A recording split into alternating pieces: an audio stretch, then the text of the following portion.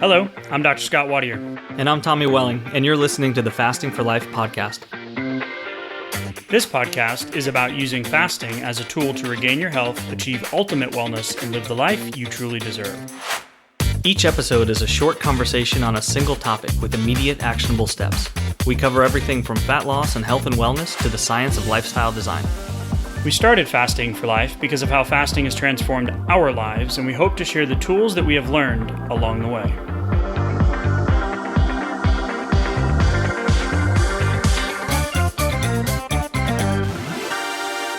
Hey everyone, welcome to the Fasting for Life podcast. My name is Dr. Scott Watier, and I'm here as always with my good friend and colleague Tommy Welling. Good afternoon to you, sir. Hey Scott, how are you?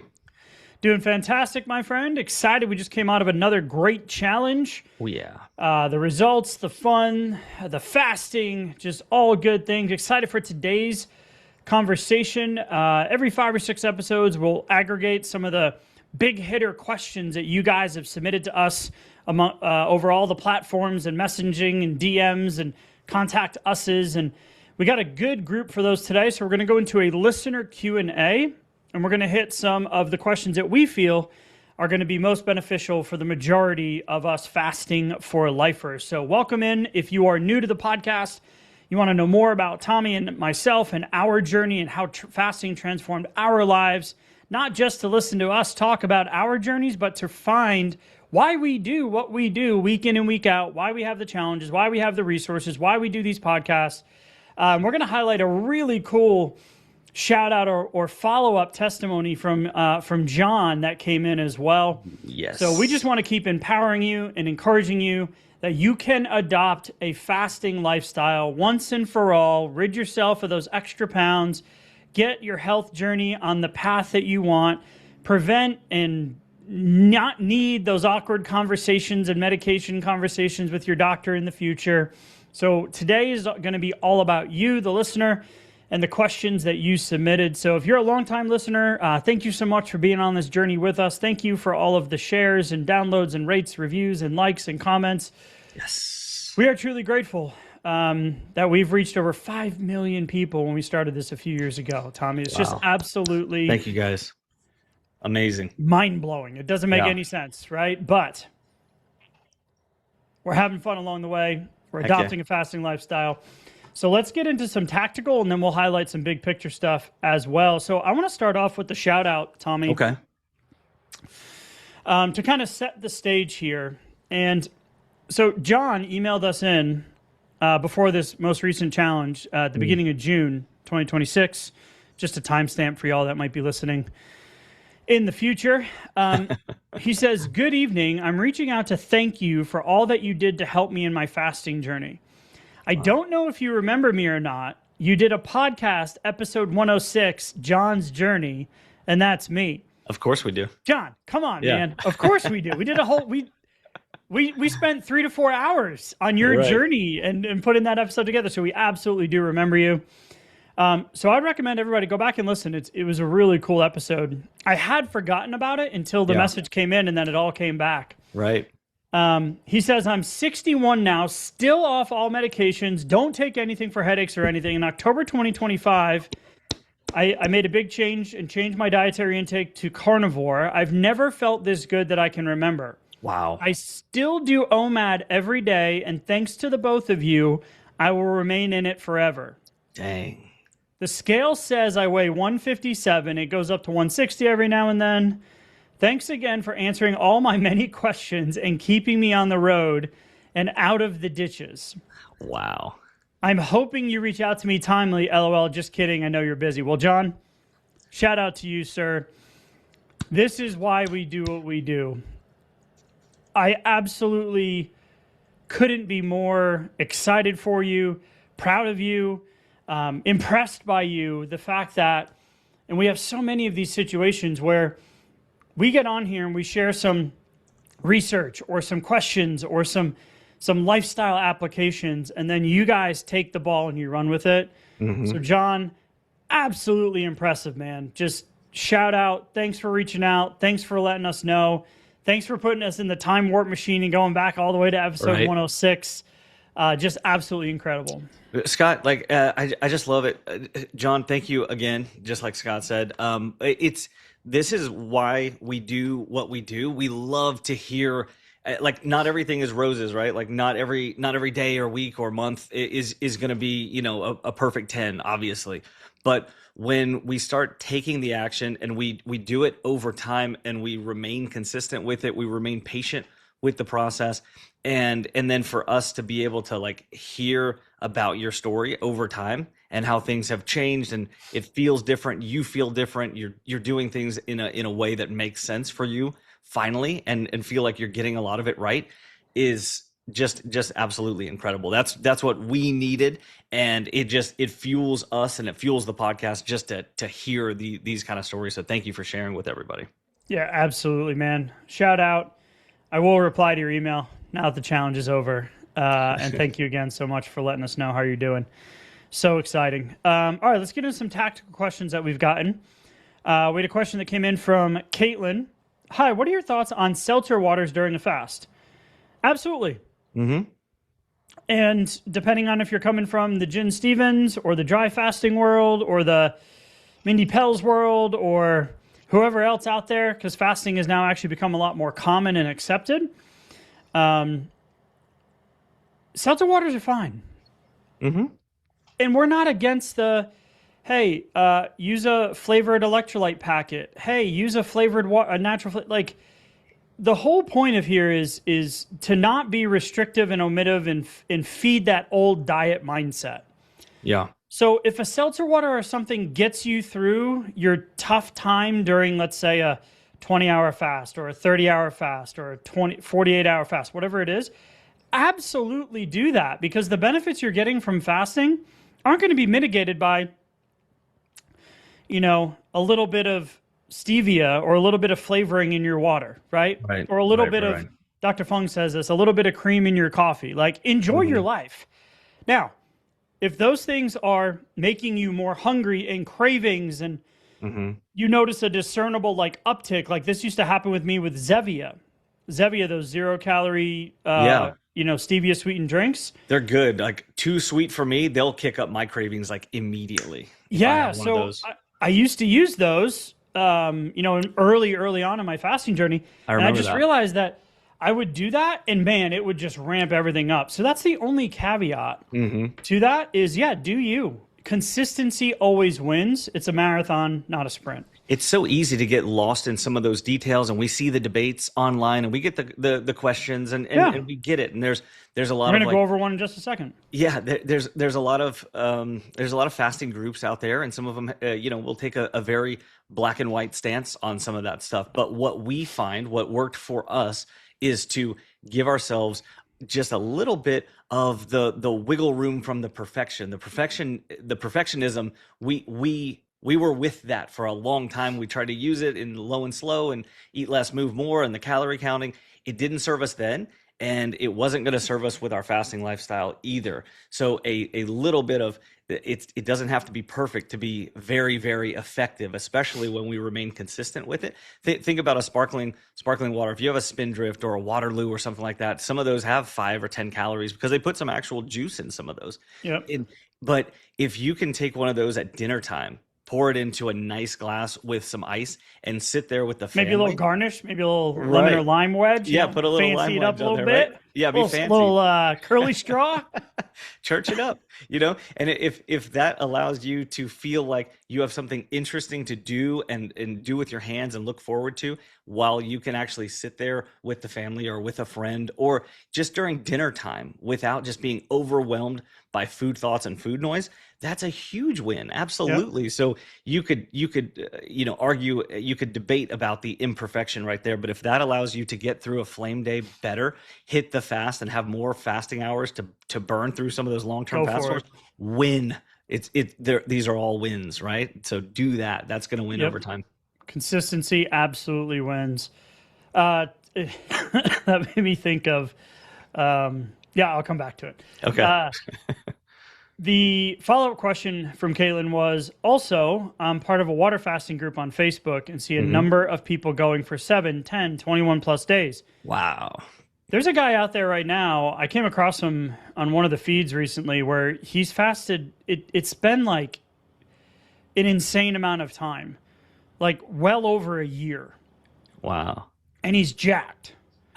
I haven't gone down the rabbit hole to see, but like he's really breaking a lot of these mindset limitations and what your body is capable of doing, right? Okay, was he built like a strong man, like with a lot of extra padding on though to No, burn no, through? Okay, he was ripped, man. okay. He was shredded. I was like, huh, maybe I'll just start a 1 year fast. No, I'm still working on those little bit less than 5 pounds of visceral. Started at 12. Wow, The last few have been incredible. ticking down slowly, so it is working. Yeah, took time to but get there. It's going to take time to come yeah, off. it did. It did Yeah. take a while to get there. But anyway, so she's in a Facebook group. See a number of people doing these longer fasts. We say the best plan is the one that you'll stick to. But what are your thoughts on mixing in longer fasts if possible? So, I love it. absolutely, Love it. Caitlin. Absolutely. So, if you're in a fat loss phase and you're trying to get the weight off and reset the metabolic function and stabilize blood sugar and insulin response, etc., you're going to need some longer fasts. Now, for us, most of our recommendations live anywhere from 16 to 18 hours all the way up to about 36 to 48 hours. The fasts past that are really called more extended fast, and you're not going to get any additional fat loss benefits by going longer. But there are a ton of other fasting benefits that you will get. So 1 to 2 times a year, I will do a 5 to 7 day fast. It's like a reset. It strengthens my fasting muscle.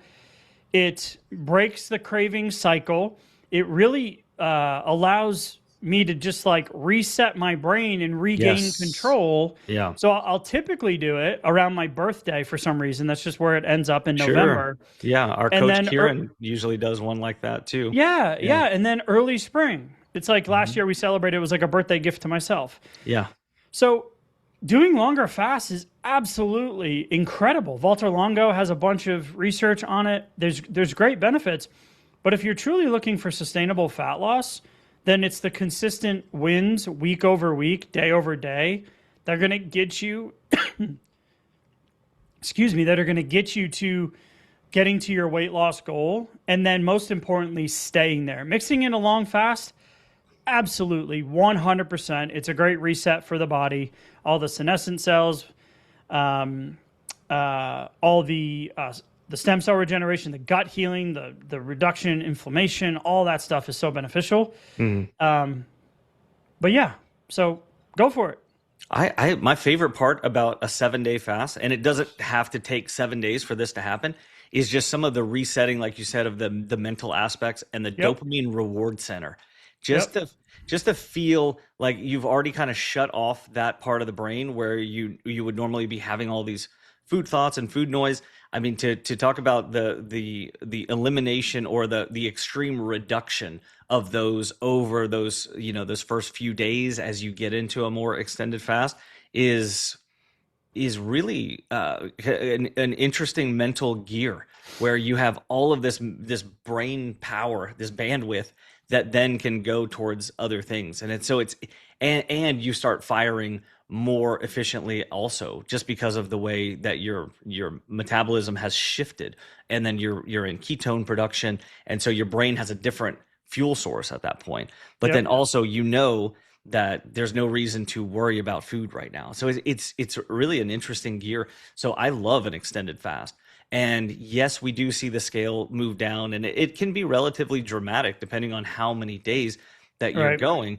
But I like to, my favorite thing to remind myself of is have a plan for coming out of that extended fast, because that's where we see kind of the ping pong, the back and forth. That's where it can go awry. Yep. Yeah, especially for someone with some substantial weight to lose. I mean, if you have anything more than probably 25 to 30 pounds and you're doing an extended fast, it can feel like really good progress on the scale because it accelerates. And you can see this dramatic drop over multiple days, but depending on how you're going to end that fast, and then what are you going to break that fast with? How long is your nutrition opportunity going to be? And when is the next fast after that? Not What the does your next, day-to-day look like yeah, after that long fast? Yep. and not the next long fast, but when are you setting that timer again? Because that's really going to determine, okay, how much did I see the scale tick back up? How did I feel afterwards? How much of that return to carbohydrate metabolism did I feel? And then I'm going to feel it again when I start getting back into the fat burning metabolism. So that metabolic switching can be tough after a long fast because insulin gets so low during that time. So just have a plan for what you're going to do on the back end of that, because I feel like people will get very fixated on the length of the fast and then not put that much strategy into what they're going to do after that fast is over. That's really important. It's interesting that we hear it often too, is that, and we're going off track a little bit here from Caitlin's question, but Of course. fasting is easier than the nutrition days. Yes. Right. Yes, Well, yes. that speaks to how we ended up here in the first place, right? How do we get 20, 30, 40, 50, 60, 80 pounds of extra weight on our body, and our cravings go all, and our satiety signals and all that stuff get awry, and all these things that happen? It's like, that relationship with food. So we want you to be an intuitive eater and faster. Notice fasting is in the second position there. Mm-hmm. And that's by design. So mixing in those long fasts, great, but it's the consistency in between those times that you do that periodically throughout the year that really, really matter. I know for me, Tommy, anytime I've done a long fast, there's always 1 or 2 days, and it's been a different day that I can recall on most of them, Mm-hmm. that I haven't eaten in multiple days. I feel great, Yeah. but I wake up and the scale's gone up. Okay. And you're like, How? what? Huh? Right? So the mental part of these longer fasts is really what I love more than the weight loss component. The physiological benefits are there. So I love that reset a couple times a year. So it really just depends on the intention going into the fast and what you're trying to accomplish. But great question. All right. Let's see, 2 more here. This came in from Donna. I've been listening to a variety of your shows. I'm 64-year-old postmenopausal woman who actually loves resistance training. Hallelujah. Although it has fallen off the last couple of years, that happens to all of us. My wife asked me the other day, she's like, hey, you ever going to get back on the Peloton? I'm like, probably. She's like, oh, okay.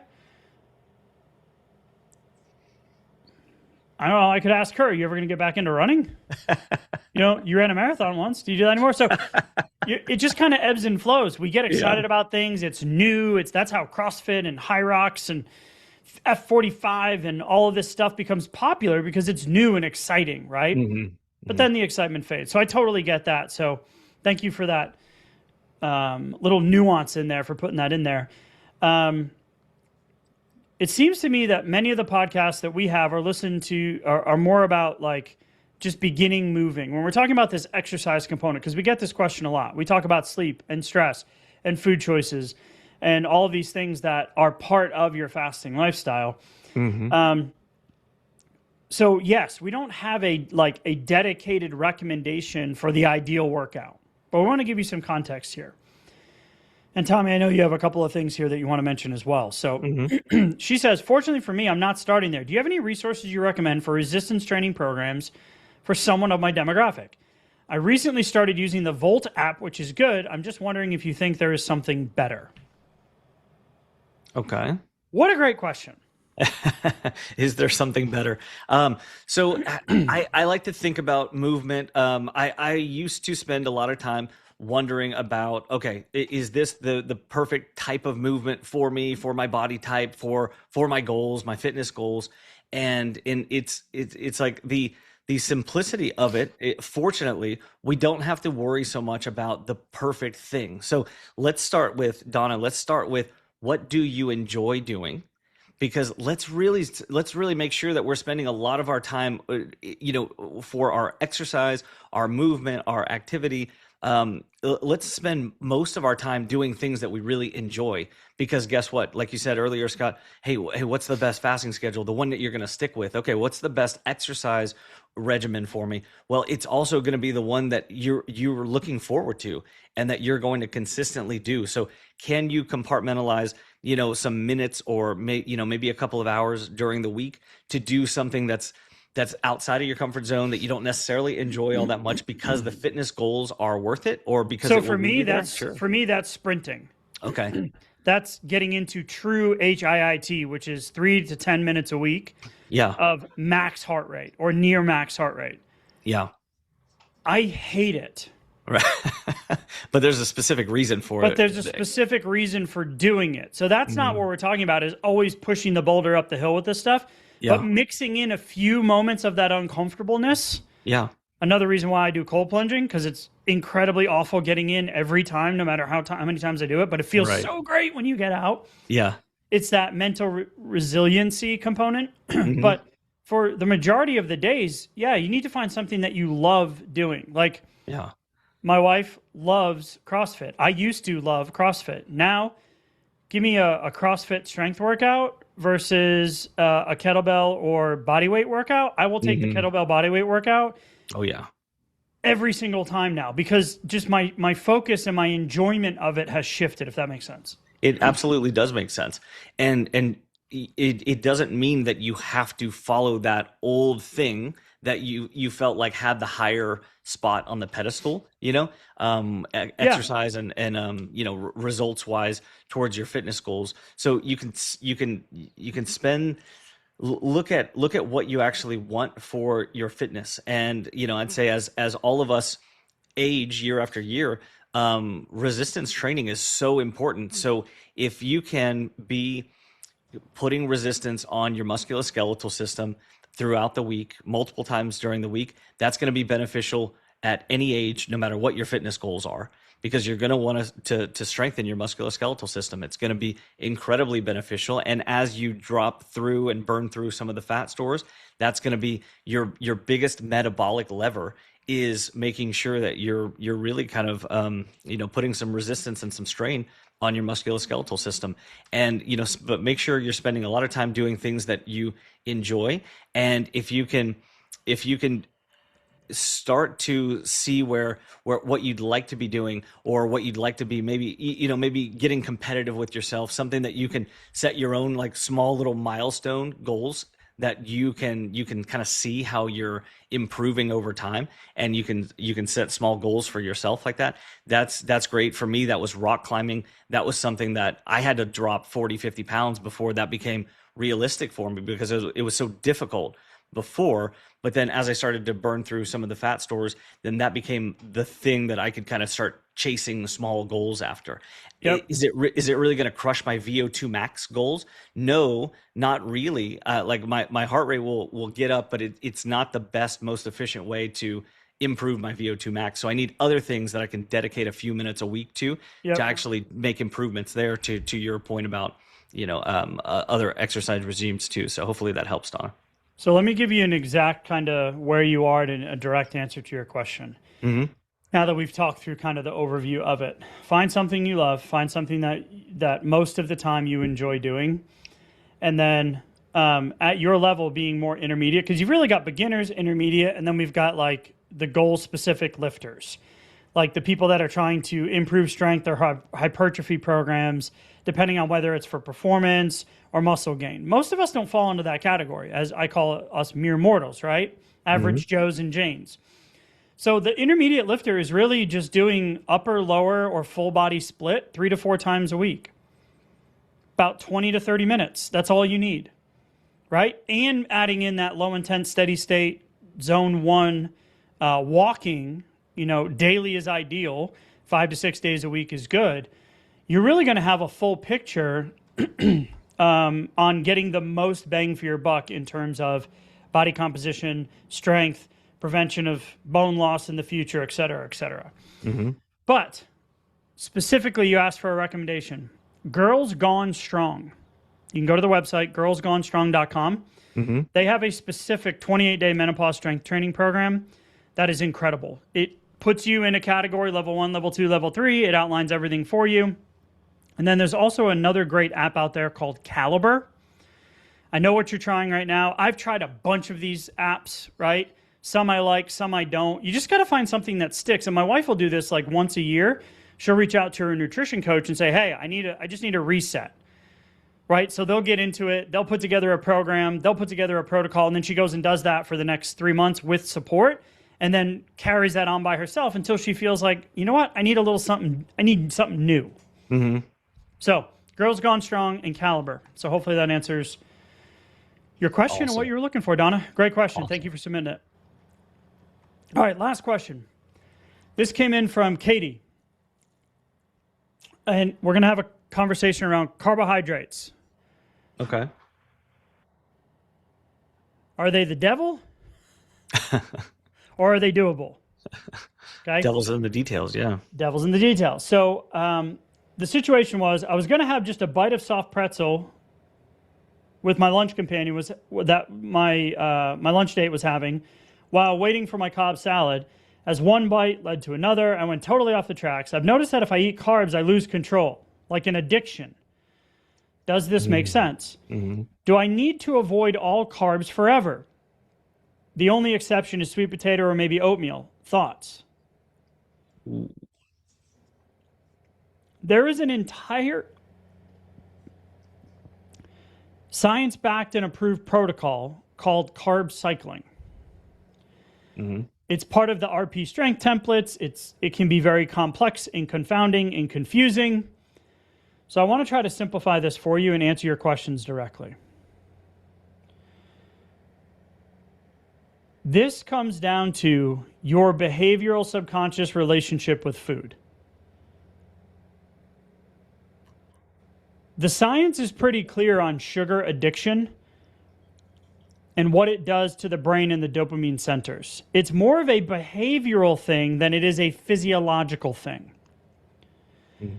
And for a lot of folks, that might sound a little, whoa, like, don't know if I want to swallow that pill. Okay. So when we're talking about this, to directly answer your question, it does make sense because there's a guy on TikTok who does this. Hey, would you like 20 tortillas? And puts them in front of himself. He does he plays both parts of this TikTok video. Yeah, he's the server and the customer. Yeah, he's the server, cook, and the patron. Mm-hmm. Hey, here's your 20 tortillas. And the guy goes, why would I want 20 tortillas? And then in what world would I sit down and eat 20 tortillas? Yeah. So then he goes, would you like me to cut them up into little triangles, deep fry them, and give them back? Okay, yeah, sure. So he literally shows a video of him cutting them up, frying them, and then he puts them back down on the table and says, okay, here's the exact same amount of tortillas. And the guy just starts shoveling them in his face with the salsa. Right. Same thing with mozzarella sticks. Yep. Would you? Hey, Tommy, do you want 6 cheese sticks? No, I'm good. In what world would I eat 6 cheese sticks? I'm Great. Not insane. Let me bread them, deep fry them, and serve them with some marinara sauce. Okay, can I get? Here you go. Can I get 10? Right.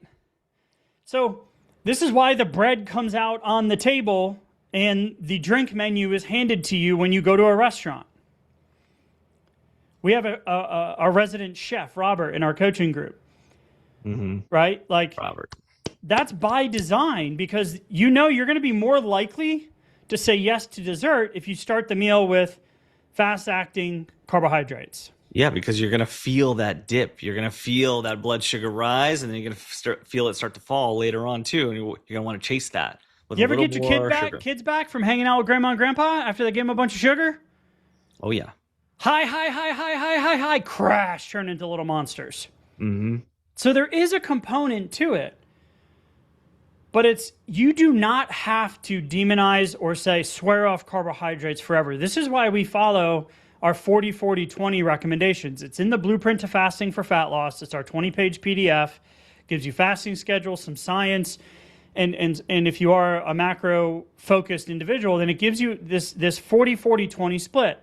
Mm-hmm. 40 protein, always protein first, 40 fat and fiber, and 20 carbs. So you're not completely restricting the carbohydrates. You're still able to have that jasmine rice, that white potato, that sweet potato, that little bit of oatmeal. I don't like naked oatmeal though. What right? about a piece of garlic bread even? Piece of garlic bread, piece of sourdough, right? You can Sure. still have that, a little bit of pasta, whatever it is. So it doesn't feel like such a black and white on off, no, I can't eat that. Mm, And for that to really come to life, it just takes repetitions, yeah. prioritizing protein, backfilling fat and fiber, and then being intentional with your carbohydrates. This also speaks to the fact that if you're going to do this, do it earlier in the day Yeah. rather than later in the day because carbs do spike insulin the most if you've got some metabolic inefficiencies there. Hmm. Earlier in the day is better than later in the day. You don't need to go down the whole carb cycling rabbit hole. We just need to compartmentalize and start working on those underlying food relationships and behaviors, and then this will resolve. Yeah, I like to take it a step further and go, okay, when I'm having an early meal, like whether if it's breakfast or lunch, then I will always put a bit more carbohydrates into that meal. And then Yep. as I get later on in the day, towards dinner time, an early dinner becomes like just kind of a regular, or maybe even a little bit later dinner. If dinner gets too late, I'll just skip the meal, like regardless of what the plan was. But an earlier dinner, I may still include some of those carbs, but then at a certain point during the day, I'll just completely remove them from Yep. the meal, right? And that works for me. I sleep better, and that's just a way for me to kind of move that line so that I'm not always just saying no to a macronutrient group. That's not good for me mentally. It's also not great for you physiologically too. You need carbohydrates to build sex hormones, to build lots of things within the body, and so carbohydrates. Progesterone specifically in the second half of the menstrual cycle. Absolutely. And so the other thing that I will say is that early on in my fasting journey, pizza really kind of had like a big part of my dopamine reward center, and it was just like kind of a big motor pattern, big Salty, behavioral crunchy pattern. for me too, like Was chips it? and Yeah. popcorn and those types of things. Those were Yeah. big pulls for me. So if you feel like there's a particular food, it doesn't have to be the food group, but a particular food that might be very carby and very like leads you to cravings and things like that, feel free to compartmentalize that out for a while. I mean, you could potentially do it forever, but that's not where we typically see the most success. But for a while, I said, I don't even want to look at a pizza for a while. And then when I did again months later, I made my first one at home. So I took control over the ingredients. You could do the same thing with a baked good or certain type of chocolate or something like that, where you kind of raise the standards on it, and maybe either you make it in-house or you get a higher quality one that's more expensive but also better ingredients. So tends to control the insulin response more and tends to also give you a little bit of feedback in your wallet too, which then makes it just a little bit less accessible, a little bit less exciting, but then you're going to feel better afterwards too. So it tips the scales in your balance a little bit for that dopamine reward center, especially when it feels like it's just pulling you in one direction. Yep, absolutely. So yes, there's a little bit of like to your question, how did you word it? It's here. It says, I notice if I eat carbs, I lose control like an addiction. Does this make sense? Yes, there's a little sense to be made there. Yes. Absolutely. Physiologically, but more of that behavior pattern, relationship with food, kind of, on off mentality that we have. So 40-40-20, prioritize protein, backfill fat and fiber. To Tommy's point, if there's something that's really a trigger, yeah, we need to abstain for a while. And if you're a type 2 diabetic managing your blood sugar with multiple medications and maybe insulin, then yeah, going low carb or keto or carnivore for a while and removing the carbohydrates is a great thing to do while you allow insulin to come down and that metabolic function to come back online. Absolutely. But you don't have Yep. to feel like this is going to be forever. This is a strategic tool that we're going to use. Yep. The research is clear. In the long-term studies, the 12 to 24-month studies they've done in diabetic populations, we've done episodes on this, the low carb or zero to low carb keto groups actually rebound more than the more balanced macro groups. Yeah, when they're doing it on the long term rather than Yes. cycling through like 60 or 90-day Yes. keto carb cycling. Yeah. Well, let me not say carb cycling, but doing a 60 or a 90-day Carb allowance. Yeah, where you're focused on that as your eating style, a low carb or a ketogenic eating style for a compartmentalized amount of time. So then you know that this isn't the way that I'm going to try to eat forever necessarily, because that only fits a very small portion of the population. Yep. And we want long-term sustainability. So great question. Thank you guys for submitting them all. If you're looking for kind of an overview or just like the go-to resource from us to solidify, man, the devil's trying to get me today. Solidify your fasting lifestyle. Hopefully that cough didn't come through. I couldn't get to the mute button in time. Head to the show notes, grab the Blueprint to Fasting for Fat Loss. It's that 20-page PDF. I mentioned it earlier. It's got really everything you need, like our whole lexicon, all in about 20 pages. Easy read, great resource. Head to the show notes, grab that. Tommy, man, I appreciate the conversation as always. Thank you guys for submitting your questions. We appreciate being on this Fasting for Life journey with you. And Tommy, we'll talk soon. Thank you. Bye. So, you've heard today's episode, and you may be wondering, where do I start? Head on over to thefastingforlife.com and sign up for our newsletter, where you'll receive fasting tips and strategies to maximize results and fit fasting into your day-to-day life. While you're there, download your free Fast Start guide to get started today. Don't forget to subscribe on iTunes, Spotify, or wherever you get your podcasts. Make sure to leave us a 5-star review, and we'll be back next week with another episode of Fasting for Life.